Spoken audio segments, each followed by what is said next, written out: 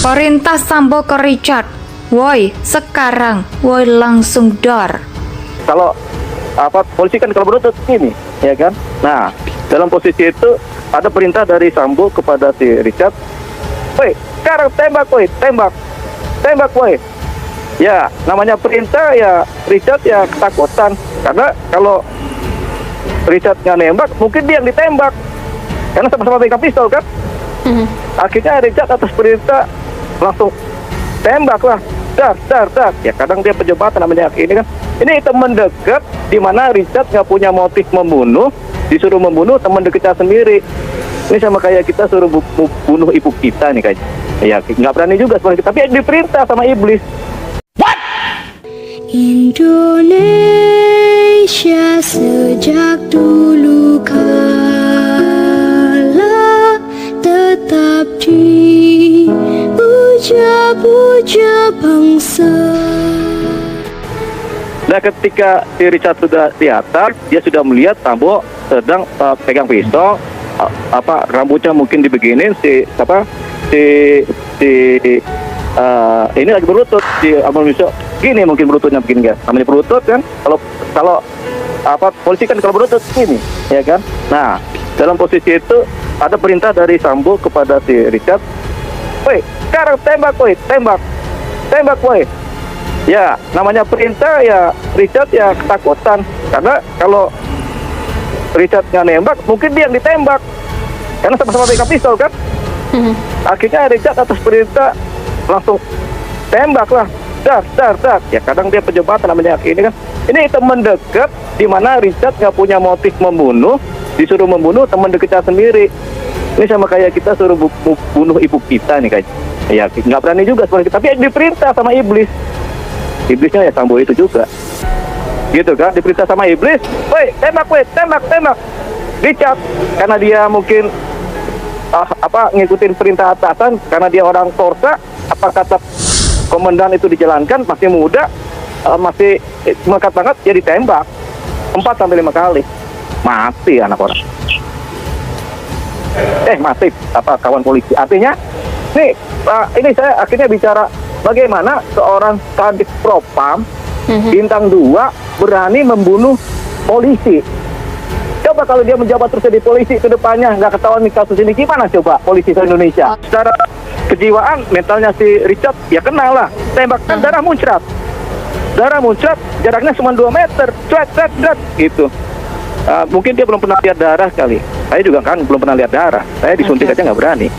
Ya gitu, kalau ngeliat darah kan jiwa langsung berubah. Muncrat, mungkin otaknya muncrat juga kan. Aduh, saya juga nggak bisa mikir nih sekarang nih. Ketika Richard sudah siap dan melihat Sambo sudah memegang pistol, Duren 3 ya Yosua lihat aja ogah naik ke atas. Jadi Yosua itu di bawah aja, ada satu lagi, ada Pegawai Brimob, kemudian Ricky di atas. Terus kemudian Yosua disuruh naik ke atas, si Richard juga naik ke atas. Di atas itu sudah ada kejadian si Ricky almarhum Yosua berlutut di depan Sambo. Berlutut. Kalau menurut keterangan Richard kan pegang pistol. Sambo juga pegang pistol. Tapi Sambo pakai sarung tangan. Biasa kan, namanya mafia kan suka pakai sarung tangan. Kalau saya kan enggak, bukan mafia. Richard ya ketakutan karena kalau dia tidak mau menembak dan mungkin pasti ia yang akan ditembak oleh Sambo. Jadi ketika seseorang mendapatkan berita yang sangat menyakitkan hati, kalau dia nggak bisa menyimpan rasionya, dia timbul dendam membara, gelap mata, nggak ada Tuhan, dia jadi gelap. Ketika gelap, saking dendamnya, bawaannya dia menghabiskan seseorang yang dia benci karena berita itu kan. Jadi yang namanya orang emosional, IQ-nya mungkin tinggi IQ, tapi EQ-nya, emosional quotient-nya rendah. Iyalah, ya kan. Kita juga kalau punya pacar ditungguin orang kan kita juga marah. Tapi kan kita juga nggak usah marah pacar, gitu kan. gitu. Tapi kalau istri ya sudah, tapi kita harus punya emosional kualitas yang tinggi supaya kita bisa menjaga supaya ini aman buat keluarga, buat kan begitu ceritanya kan.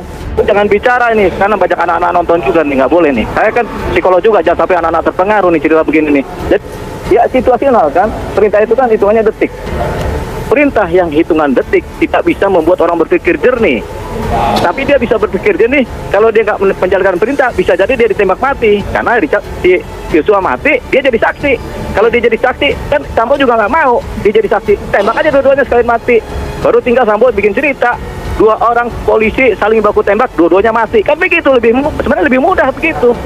Kalau Sambo lebih mudah, 2 orang polisi baku tembak karena berantem masalah pacarnya, dua-duanya mati. Sambo tinggal bilang 2 orang baku tembak mati, langsung buru-buru kan, dadah. Itu lebih bagus kan sebenarnya kan. Cuman ya karena ya itulah selamatnya Richard.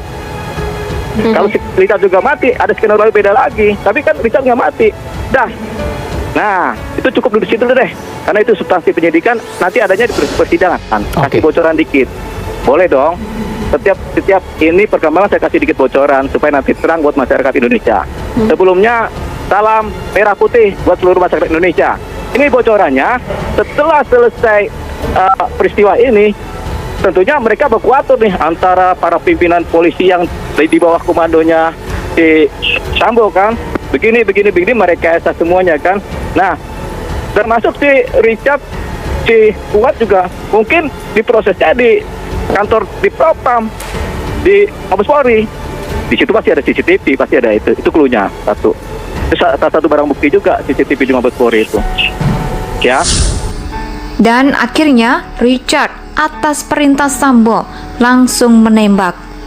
Jadi teman dekat yang tidak punya niat untuk membunuh tapi disuruh membunuh teman dekatnya sendiri. Ada kaitannya dengan tata kelola sabu-sabu, Sabu-sabu? miras dan judi. Maksudnya apa? Miras dan judi apa? Ada yang memberi informasi ke saya. Apa itu diberi informasi? Jadi bahwa ini kaitannya semua ini ada dengan judi, ada dengan tata kelola sabu-sabu. Maksudnya ada apa? Ada dugaan Ada keterlibatan bisnis. Pak Irjen Pol Sambo? Ada di antara mereka itu.